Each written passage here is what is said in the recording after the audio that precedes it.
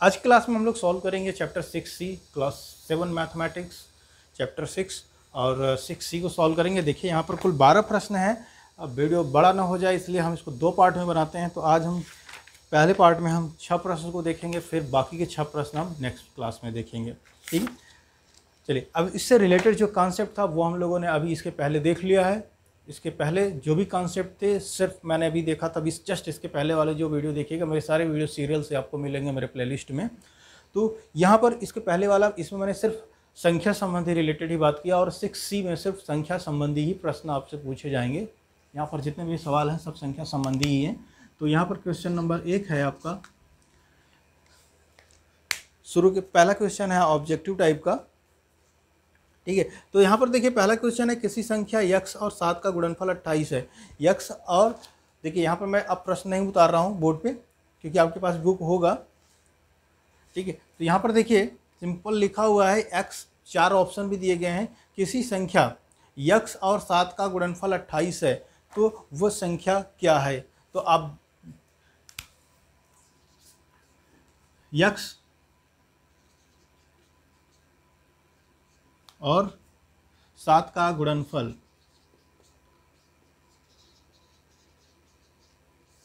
बराबर 28 है। x और 7 का गुणनफल 28 है। अब फटाफट x का आंसर बताइए, क्योंकि आपने देख लिया है इसके पहले का कॉन्सेप्ट भी।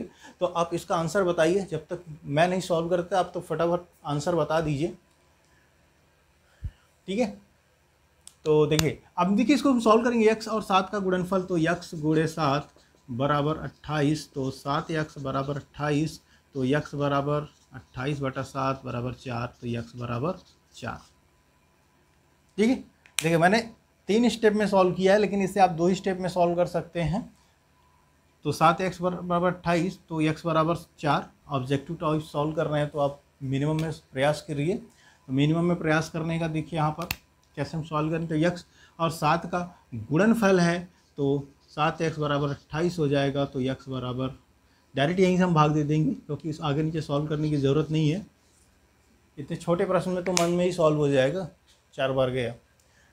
ठीक है, तो x बराबर 4 ऑप्शन है आपका थर्ड इसमें। चलिए दूसरा देखते हैं, किसी संख्या में x में 5 से भाग देने पर, किसी संख्या x में 5 से भाग देने पर आंसर 7 आता है। तो दूसरा सवाल है, x में 5 से भाग देने पर 7, भागफल 7 है।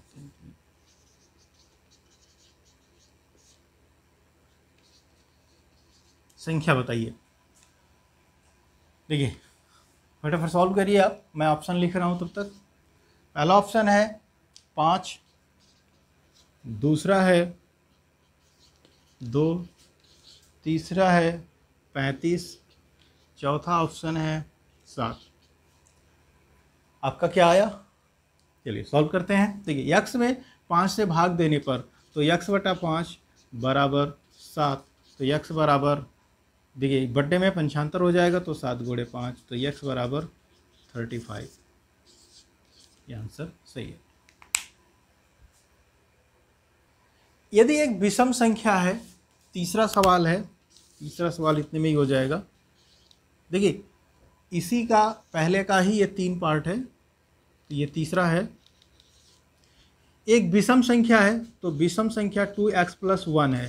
ठीक है, ये विषम संख्या दिया गया है, तो इसका नेक्स्ट क्या होगा, अगली विषम संख्या क्या होगा।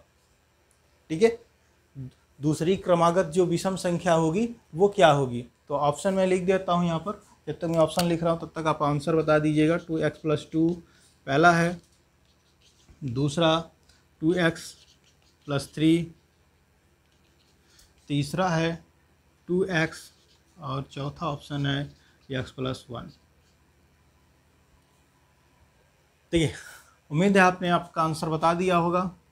तो 2x + 3 ये आपका अगली क्रमागत विषम संख्या होगी, क्योंकि 1 के बाद अगली विषम संख्या 3 आती है। तो क्रमागत संख्याओं में 2x सेम होता है और अगली संख्याओं में सिर्फ हम विषम संख्याओं को जोड़ते जाते हैं। तो क्रमागत अगली विषम संख्याएं हमको मिलती जाती हैं। तो आंसर यहाँ पर है ये। चलिए क्वेश्चन नंबर 2 देखते हैं।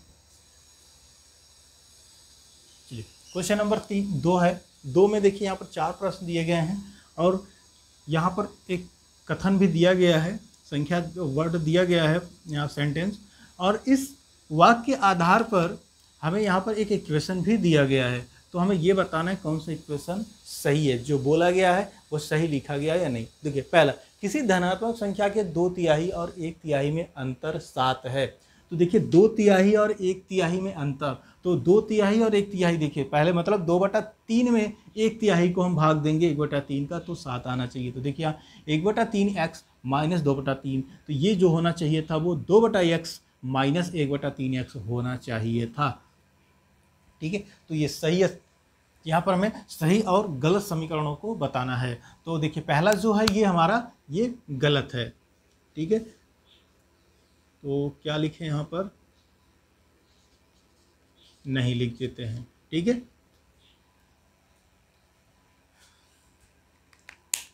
मतलब यहाँ हमें बताना है सही है या नहीं है, तो ये नहीं है, मतलब नहीं का मतलब हमने यहाँ पर ये गलत है, ये सही नहीं है। देखिए किन्हीं 2 क्रमागत संख्याओं का योगफल, तो क्रमागत यहाँ देखिए सम विषम की बात नहीं की जा रही है, सिर्फ संख्या की बात की जा रही है। तो संख्या x और x प्लस 1 27 होता है, तो ये सही है। ठीक है, तो हम यहाँ पर इसको लिखेंगे, हाँ ये सही है। किसी संख्या के दूने में 8 जोड़ने पर 50 आता है, तो किसी संख्या का दुगुना, तो मान लिया यहाँ पर दुगुना जो दिया गया है 2i सही है, तो दुगुना हो गया 8 जोड़ा 50, ये भी सही है, इक्वेशन सही लिखा गया है। ठीक है, ये भी सही है, ये भी सही है, बस ये गलत है, मतलब ये सही नहीं लिखा गया है, इसलिए मैंने क्रॉस किया, मतलब ये सही है भी। किसी संख्या के 2/3 में 17 जोड़ने पर, 2/3 किसी संख्या का 2/3 मतलब 2/3 से गुणा हो गया, तो देखिए x का गुणा हो गया 2/3, ये सही है। अब 2/3 में 17 जोड़ा गया, ये भी सही है, बराबर 19 आता है, तो ये भी सही है। ठीक है, चलिए क्वेश्चन नंबर 3 देखते हैं। देखिए दूसरा प्रश्न है, तीसरा प्रश्न है यहाँ पर, एक संख्या का 1/2, एक संख्या का 1/2 उसी संख्या के 1/4 से 15 अधिक है। ठीक है, देखिए इसको सॉल्व करते हैं। माना संख्या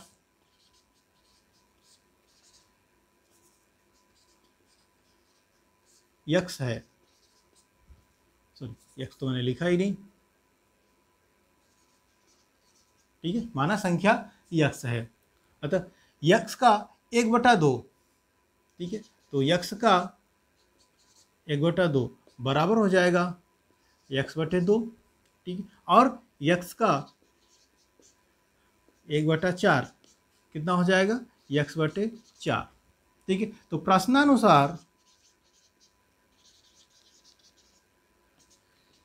कहा जा रहा है किसी संख्या का 1/2, ठीक है, तो 1/2 बराबर है उसके 1/4 से 15 अधिक, 1/4 मतलब x/4 से 15 अधिक, तो +15।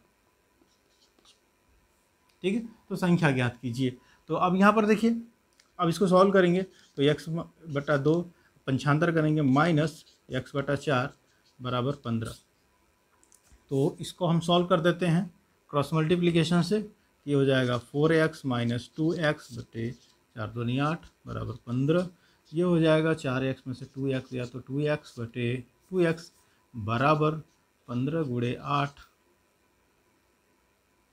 तो 2x बराबर 40, 120, x बराबर 120 बटे 2 बराबर 60। तो यहाँ हमें क्या मिला, x बराबर 60। ठीक है, क्या ज्ञात करना है, संख्या ज्ञात कीजिए। तो संख्या हमारा x बराबर 60 है। ठीक है, चलिए नेक्स्ट क्वेश्चन देखते हैं, क्वेश्चन नंबर 4।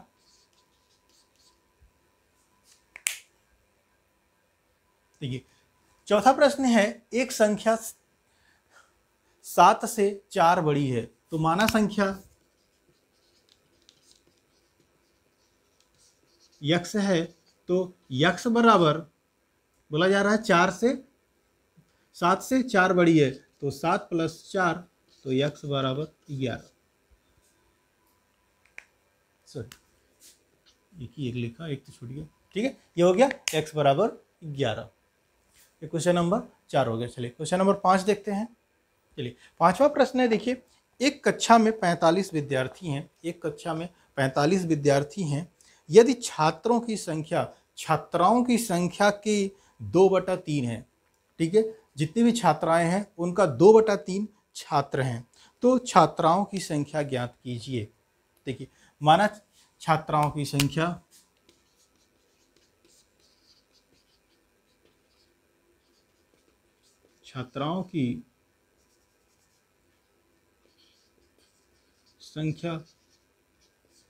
बराबर x है, तो छात्रों की संख्या कितनी है, बराबर 2/3 किसका, x का, छात्राओं की 2/3, तो ये हो जाएगा x गुणे 2/3 बराबर 2x/3।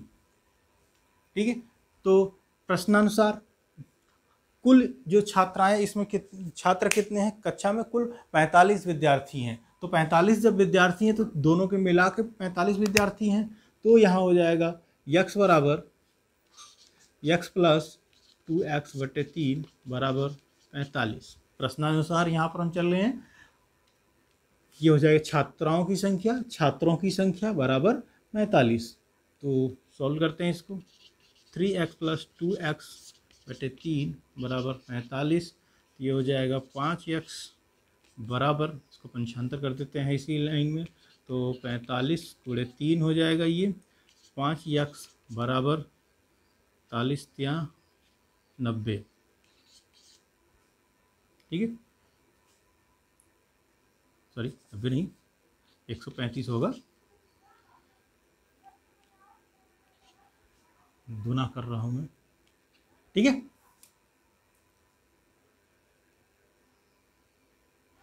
तो x बराबर 135/5, x बराबर 135/5, तो x बराबर 5 दूनी 10, 3 बचा 35 हो गया, 5 से 35। ये कौन है, छात्राएं, ये हो गई छात्रा।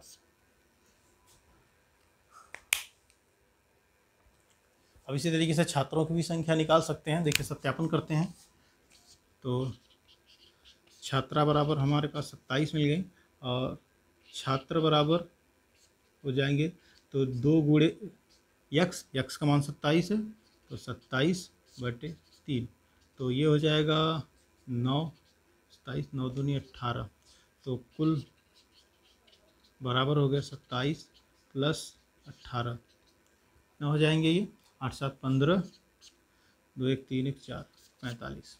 ठीक है, कुल विद्यार्थी 45 हो गए। चलिए नेक्स्ट क्वेश्चन देखते हैं। 6वां प्रश्न है, एक संख्या के 1/3 भाग में से उसका 1/4 भाग घटा दिया जा रहा है, तो घटाने पर 4 शेष बच रहा है, तो वह संख्या ज्ञात कीजिए। देखिए उसी संख्या के 1/3 में से 1/4 घटाया जा रहा है, तो माना संख्या x है, तो 1/3 भाग, तो सबसे पहले x का 1/3 बराबर x/3, x का 1/4 बराबर x/4 भाग। तो x/3 में से प्रश्नानुसार x/3 माइनस x/4 बराबर 4 शेषफल आ जा रहा है। ठीक है, तो ये हो जाएगा 4x माइनस 3x/12 बराबर 4, ये हो जाएगा x बराबर 4 × 12, तो x बराबर 12 × 48, संख्या है x बराबर 48। ठीक है, तो यहाँ देखिए मैंने पंचांतर किया है, क्रॉस मल्टीप्लिकेशन करके, सॉरी पंचांतर हमने यहाँ 12 का किया था, ये जो सॉल्व किया है क्रॉस मल्टीप्लिकेशन से किया है, उससे हमने निकाला है। तो यहाँ देखिए इस तरीके अगर छोटे अंक हैं तो आप डायरेक्टली कर सकते हैं। तो देखिए मैंने क्या 4 का गुणा x में किया, 4x, फिर 3 का गुणा, जो माइनस साइन है बीच में वही रहेगा, तो 4 गुणा इसमें, सॉरी 3 का गुणा यहाँ पर 3x, तो 4 इधर फिर 3 इधर, क्रॉस मल्टीप्लिकेशन होगा बटे 12। ठीक है, 12 कहाँ से आया, इनका आपस में भी गुणा कर देते हैं। तो ये जो होता है, अगर मान लीजिए x बटा y minus p by q ये है, तो इसका गुणा इधर होता है पहले, फिर इसका गुणा इस तरफ होता है, फिर इनका इस तरफ होता है।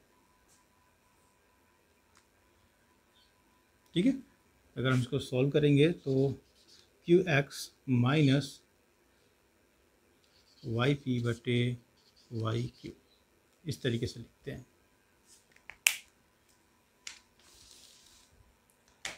ठीक है, तो ये था 6वां प्रश्न, और बाकी के प्रश्न देखेंगे नेक्स्ट वीडियो में। अभी देखते हैं थोड़ी देर में नेक्स्ट क्लास में। ठीक है, तो अभी देखिए, इसमें अगर कोई डाउट हो, कोई भी कन्फ्यूजन हो रहा हो तो ज़रूर पूछ लीजिएगा।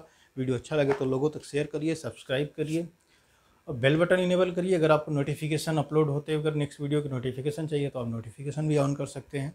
ठीक है, थैंक यू, मिलते हैं नेक्स्ट क्लास में।